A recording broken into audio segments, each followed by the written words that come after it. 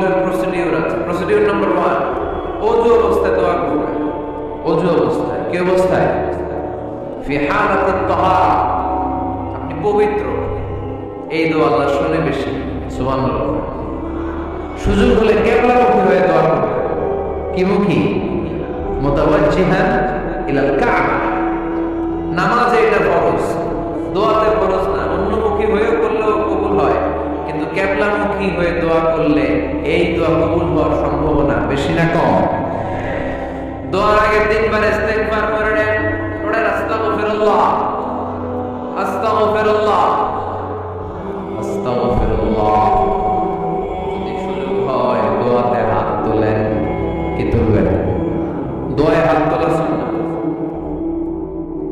আল্লাহর হাবিব বলতেন, ইযা সাআলতুমুল্লাহ ফাসআলুহু বিবুতুনি আকুফিকুম। যখন আল্লাহর কাছে চাইবে, হাতের তালু দুটো এইভাবে উঁচু করে চাইবে।